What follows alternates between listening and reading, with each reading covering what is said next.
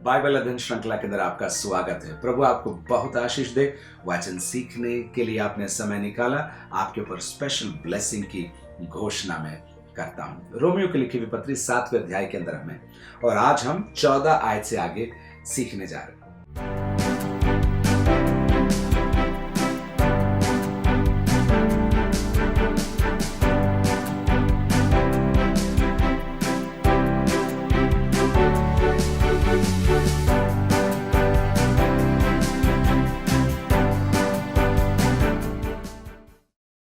पिछले भाग के अंदर हमने देखा पौलुस विवाह का उदाहरण लेकर कहता है, यदि विवाह के अंदर पुरुष मर जाए तो स्त्री के पास अनुमति है कि वो विवाह कर सके। और पौलुस समझाता है कि व्यवस्था के लिए हम मर गए ताकि हम यीशु के हो जाएं। और फिर वो समझाता है व्यवस्था और पाप के बीच में क्या संबंध है। व्यवस्था पाप को परिभाषित करती है और परिभाषित होने के कारण हम उकसाए जाते हैं। और तीसरी बात वो कहता है, बिना व्यवस्था पाप मुर्दा है। फिर पाप के बहकावे के बारे में हमने पिछले सत्र के अंदर देखा था, और हमने ये देखा था कि आज्ञा के द्वारा पाप बहुत ही पापमय हमारे अंदर हो जाता है। अब हम देखते हैं 14वीं आयत से आगे। हम जानते हैं कि व्यवस्था तो आत्मिक है, परंतु मैं शारीरिक और पाप के हाथ बिका हुआ हूं। व्यवस्था तो आत्मिक है। उसने 12 आयत में कहा था व्यवस्था पवित्र है, आज्ञा ठीक है और अच्छी है। अब वो चौथी बात इस व्यवस्था के बारे में इसी अध्याय में कहता है, व्यवस्था तो आत्मिक है, परंतु मैं शारीरिक हूं। ये शब्द हमने पिछले भाग में देखा था। शरीर तो है ही है हमारे पास, लेकिन जब पौलुस शारीरिक शब्द का इस्तेमाल करता है तो वो उन बातों को समझा रहा है, उन बातों से उसका संबंध है जो हमें परमेश्वर से दूर करती हैं। परंतु मैं शारीरिक हूं और पाप के हाथ बिका हुआ हूं। पौलुस अपनी व्यथा बता रहा है यहां पर, मैं पाप के हाथ बिका हुआ हूं, पाप करता ही रहता हूं, पाप का गुलाम हूं। 6 अध्याय की 6 आयत में हमने इस बात को देखा था। मैं आपके लिए पढ़ता हूं। हम जानते हैं कि हमारा पुराना मनुष्यत्व उसके साथ क्रूस पर चढ़ाया गया ताकि पाप का शरीर व्यर्थ हो जाए और हम आगे को पाप के दासत्व में न रहें, पाप के गुलाम न रहें। पौलुस यहां कह रहा है, मैं पाप के हाथ बिक गया हूं। यहां जो ये शब्द इस्तेमाल वो कर रहा है, मैं, उसको समझना जरूरी है।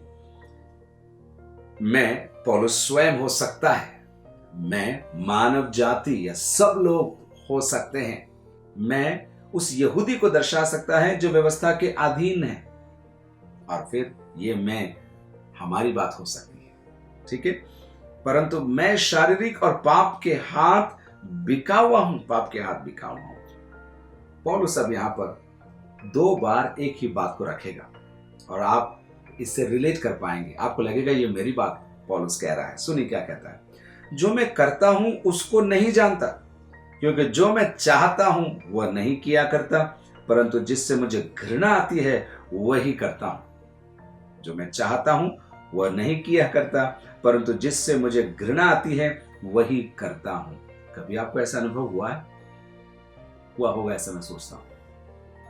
हम नहीं चाहते फिर भी हो गया, और फिर हम प्रभु के सामने जाते हैं क्षमा मांगने के लिए, फिर उसी काम को हम कर डालते हैं। पौलुस कह रहा है, परंतु जिससे मुझे घृणा आती है वही करता हूं। 16 में देखिए, यदि जो मैं नहीं चाहता वही करता हूं तो मैं मान लेता हूं कि व्यवस्था भली है। एक आर्गुमेंट दे रहा है, वो हमें समझाने का प्रयास कर रहा है कि जो मैं नहीं चाहता हूं और फिर भी मैं उसे करता हूं, तो अब मैं नहीं, मेरे अंदर जो पाप है ना, वो इसके लिए जिम्मेदार है। वो बहाना नहीं लेकर आ रहा, हमको एक्सक्यूज नहीं दे रहा कि मैं पाप कर सकता हूं, लेकिन इसको समझना जरूरी है।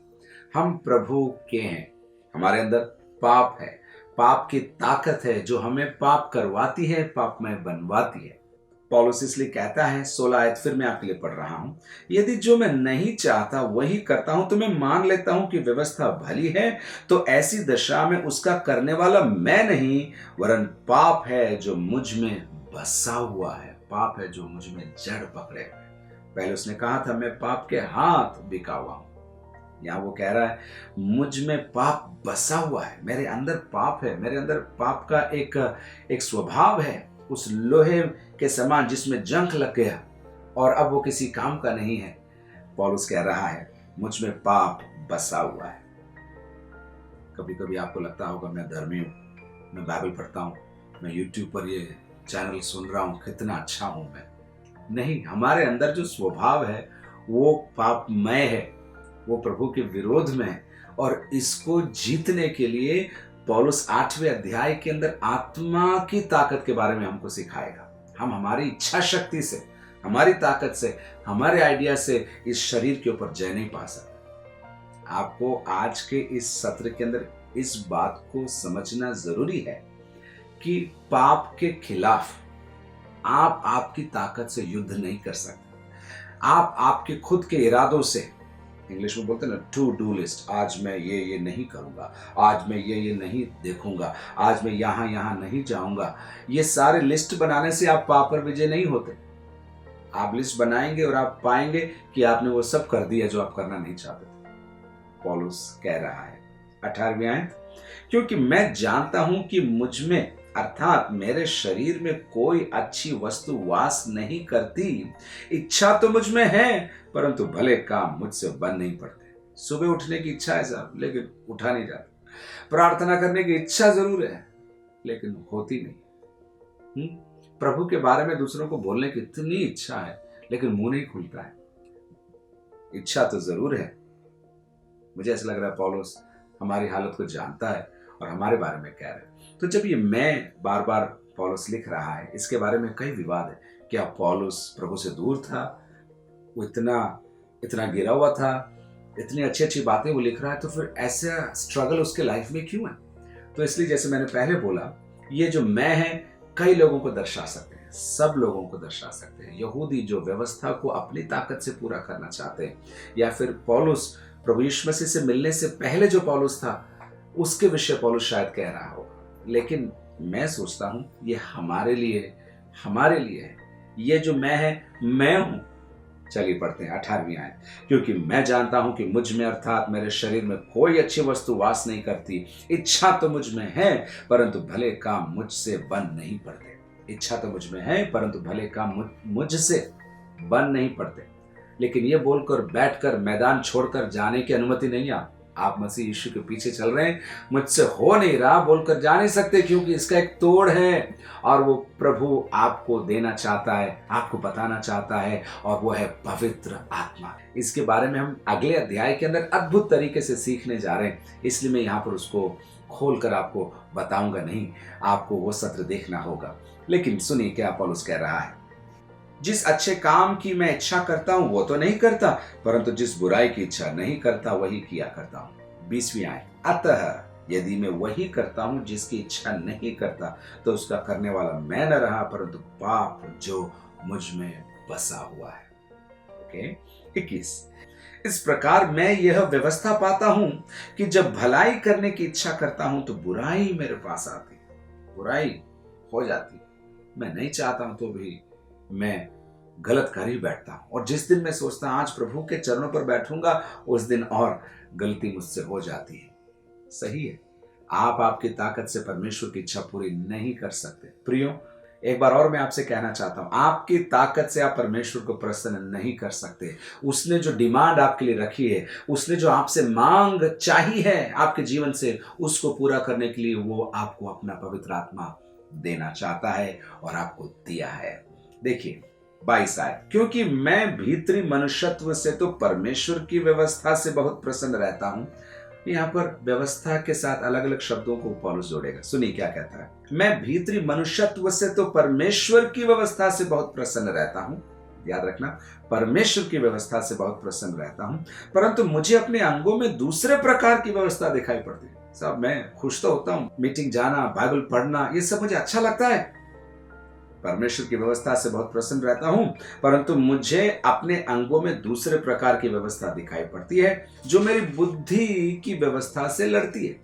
तो 3 शब्द हो गए, परमेश्वर की व्यवस्था, दूसरे प्रकार की व्यवस्था, बुद्धि की व्यवस्था, और फिर एक बार और वो प्रयोग करेगा, और मुझे पाप की व्यवस्था के बंधन में डालती है जो मेरे अंगों के अंदर है। तो परमेश्वर की व्यवस्था है, दूसरे प्रकार की व्यवस्था है, मेरी बुद्धि की व्यवस्था है, और पाप की व्यवस्था। पौलुस समझाने का प्रयास कर रहा है कि एक अंतर द्वंद, एक फाइट है मेरे अंदर।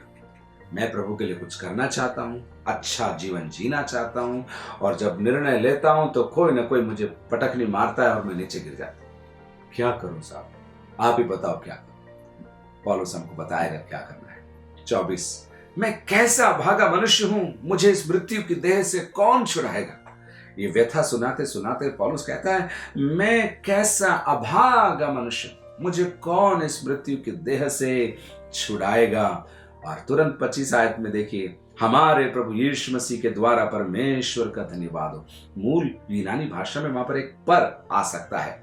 सुनना आप, मैं कैसा अभागा मनुष्य हूं, मुझे इस मृत्यु की देह से कौन छुड़ाएगा, पर हमारे प्रभु यीशु मसीह के द्वारा परमेश्वर का धन्यवाद हो। मेरे साथ बोलिए, हमारे प्रभु यीशु मसीह के द्वारा परमेश्वर का धन्यवाद हो। एक रास्ता है, एक प्रबंध है। इस अंतर्द्वंद में पड़े रहने के लिए हमको बुलाया नहीं गया है। एक एग्जिट है, एक निकास है मेरे और आपके लिए। मैं कैसा अभागा मनुष्य हूं, मुझे इस मृत्यु की देह से कौन छुड़ाएगा, पर हमारे प्रभु यीशु मसीह के द्वारा परमेश्वर का धन्यवाद हो। और फिर वापस अपनी हालत के बारे में पौलुस अंत में कह डालता है, इसलिए मैं आप बुद्धि से तो परमेश्वर की व्यवस्था का, परंतु शरीर से पाप की व्यवस्था का सेवन करता हूं। पौलुस ने हमें समझाया कि पाप, व्यवस्था और हम, इन तीनों के बीच में एक अंतर्द्वंद है। और यदि हम हमारी ताकत से, इच्छा शक्ति से, इरादों से, लिस्ट से हम इस पाप को हराना चाहते हैं तो हम हरा नहीं पाएंगे, हम पाप के ही गुलाम रहेंगे। एक बार और मैं बोलूं, पाप है, व्यवस्था है और हम हैं, और हम अच्छा करना चाहते हैं, नहीं करते हैं। जो हम नहीं करना चाहते वही करते हैं, और हमको लगता है मेरे से नहीं हो रहा, कौन मुझे इस अंतर्द्वंद से, इस फाइट से कौन मुझे बचाएगा। पौलुस कहता है, हमारे प्रभु यीशु मसीह के द्वारा परमेश्वर का धन्यवाद हो। क्यों? क्योंकि एक रास्ता है। और अब 8वें अध्याय के अंदर हम देखेंगे वो रास्ता क्या है। वो रास्ता है आत्मा से भरा हुआ जीवन, आत्मा नियंत्रित जीवन। प्रभु आपको बहुत बहुत आशीष दे।